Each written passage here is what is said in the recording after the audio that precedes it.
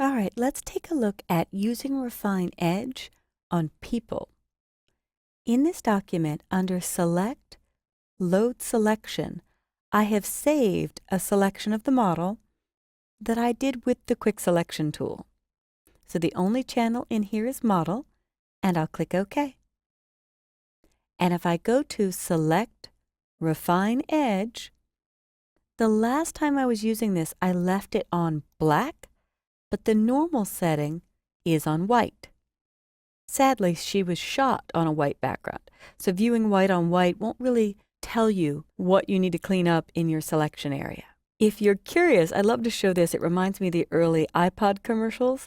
The on black and white will show just a channel, so just a silhouette, and that's a great thing that you can use in advertising or your own imagery as well. But if I look at it on black and click here to deselect, I like to use a lot of radius, especially with a model that has flowing hair. So if I dial radius up, I'm instantly picking up all those fine pieces of hair just flying away in the background. Now what you do risk is I'm losing some of her arm. And this lighter black on her shoulder, the radius is so intelligent it tapers the opacity or the transparency at the edge. So I might be going too far with that, but if I look at it on black and white, you can really see.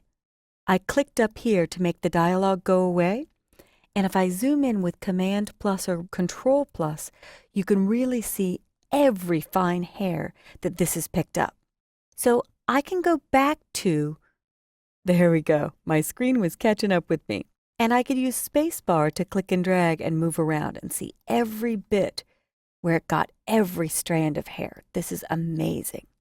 But I'll zoom back down with Command minus or Control minus, and I'm holding down spacebar to give me the hand tool.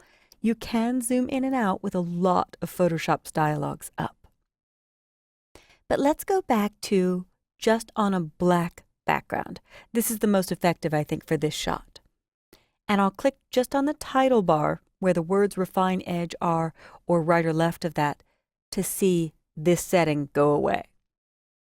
So I can back down radius a little bit, hoping to keep the also wiping out some of the white in between there.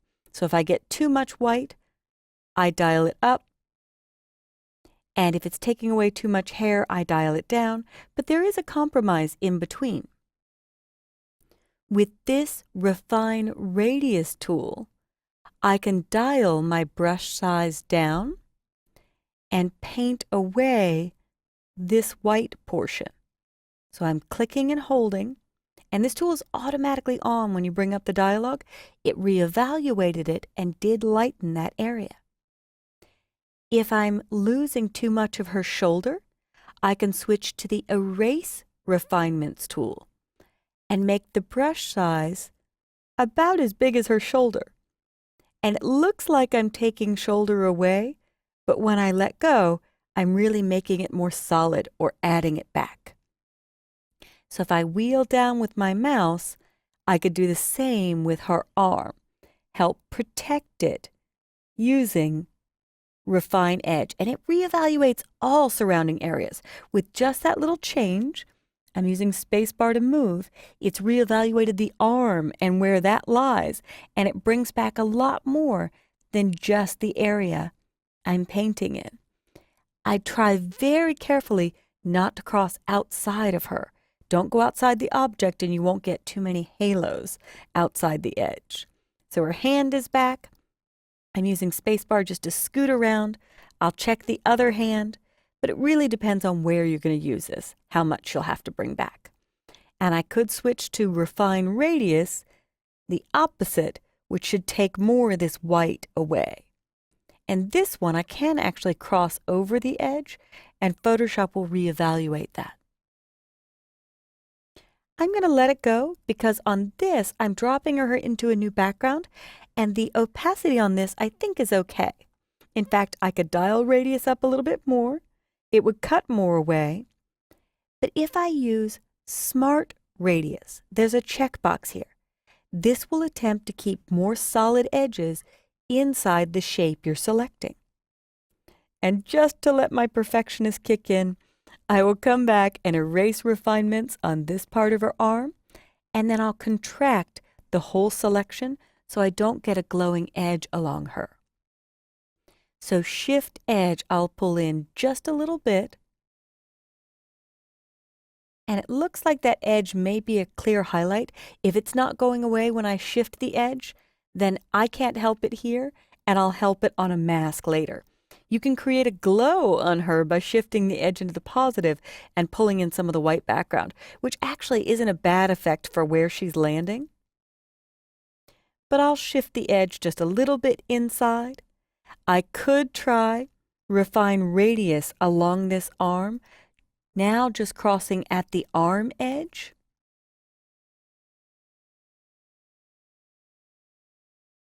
And tell Photoshop to reevaluate that portion. If I fit in window, I think I'm happy with this. In fact, when I look at it on layers, you really don't see all of that peaking, but I know she's going to end up on a mask, so that peaking won't hurt me, especially where she's going to land. So when I'm finished, it doesn't matter what I leave this on. I could use on black one last time and do a little bit of smoothing, which just popped away that edge. Don't work too hard. Try all of the settings in the dialog. I forget that sometimes. I play with smoothing and contrast to get a sharper edge, and it will help the edges in between and any pixel halos you may get. So if I dial smoothing back to 0 and zoom in, there's a bit more of that halo. Dial it up just a bit. Now it's gone. So I'm going to let this go, but before I finish, the last thing I want to show you is the show radius. This is the radius that's 62 pixels wide that Photoshop is evaluating in order to make up that edge. And you could see where I did my erase refinements. I controlled a little bit more of the object, and I could actually do more of that with erase refinements to make sure that this area stayed protected because it's inside the shape. So you can clean up in this view, and it will help Photoshop do a better job on the edge. But I'm going to turn off Show Radius, and let's take a look at where we came. I will turn on Show Original. That's what we started with. Turn it off, and usually I'm done with this dialog in anywhere from 30 seconds to 3 minutes, depending on how much cleanup I do. I really have to give myself a time limit, or I will just stay forever. To finish this off, we're going to output to a layer mask. She is on a locked background layer, but I want to cut out the background because I've put in a sunrise shot of Carmel that I want her standing in front of. So when I choose Output to Layer Mask and click OK, the background is gone. And just to be a good Photoshop user, I'll name this model. I will click the eye icon to turn on the Carmel sunrise, but I want her in front of the sunrise. So I'll drag the word model up, and there she is, standing in front of the Carmel sunrise. And when you get into layers and layer masks, you'll see how easy it is to paint away these areas. But I am really happy with how beautifully Refine Edge gets fine hairs and really helps something blend. So now we've composited an image, popping a model into a more interesting background, regardless of the background she was shot on. I hope you've enjoyed this tour of Refine Edge for people.